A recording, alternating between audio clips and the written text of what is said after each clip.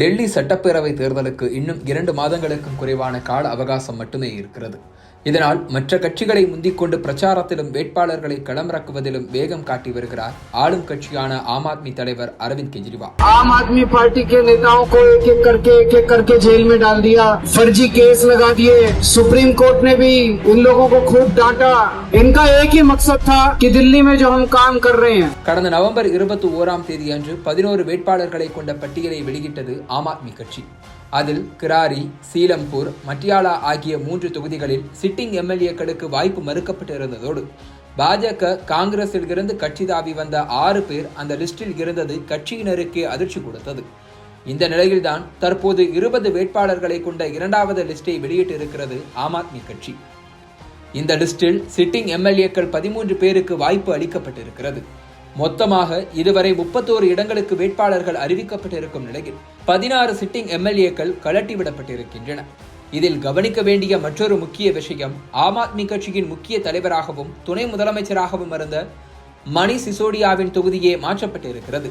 2013, 2015, 2020 என 3 முறை பத்பர்கஞ்ச் தொகுதியில் வெற்றி பெற்ற மணீஷ் சிசோடியா இந்த முறை ஜங்புரா தொகுதிக்கு மாற்றப்பட்டிருக்கிறார்.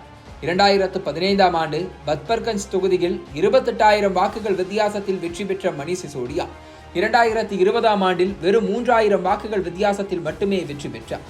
ஏற்கனவே அவரை மத்திய விசாரணை அமைப்புகள் குறிவைத்து வரும் நிலையில் இந்த முறை மீண்டும் பத்பர்கஞ்ச் தொகுதியில் நிறுத்தி வெற்றி வாய்ப்பு கேள்விக்குறியானார்.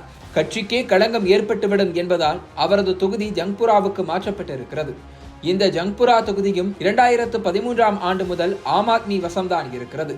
நேரு நகர், சன்லைட் காலனி, நிசாமுதீன் பஸ்தி, தரியாகஞ்ச் ஆகிய பகுதிகளில் முஸ்லிம்கள் மற்றும் பட்டியலின மக்கள் கணிசமான அளவு இருப்பதால் சிசோடியாவின் வெற்றிக்கு பங்கம் வராது என கருதுகிறது ஆம் ஆத்மி கட்சி.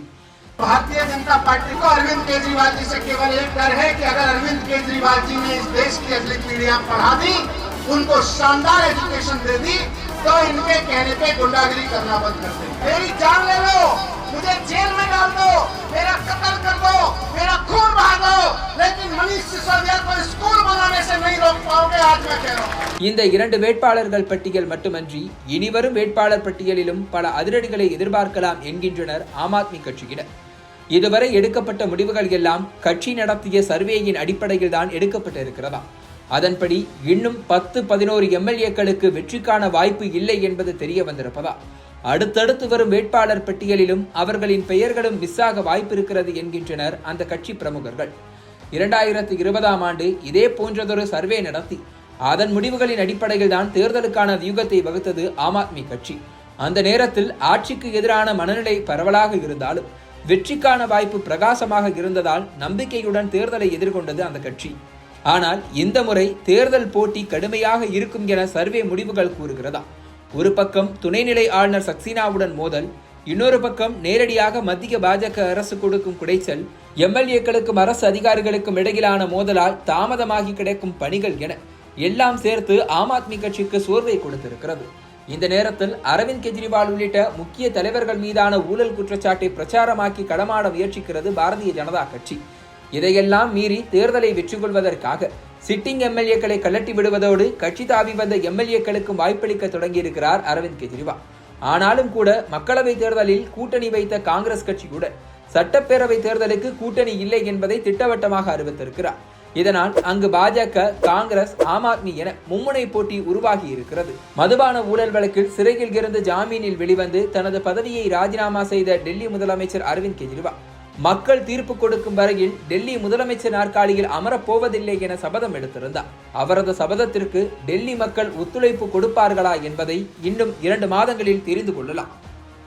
पूछना चाहता हूं, मैं देश की जनता से पूछना चाहता हूं कि क्या केजरीवाल ईमानदार है कि गुनहगार है?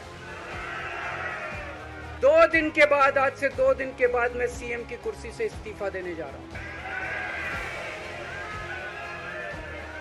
गली गली में जाऊंगा, घर घर में जाऊंगा, और जब तक जनता अपना फैसला ना सुना दे कि केजरीवाल ईमानदार है, तब तक मैं सीएम की कुर्सी के ऊपर नहीं बैठूंगा.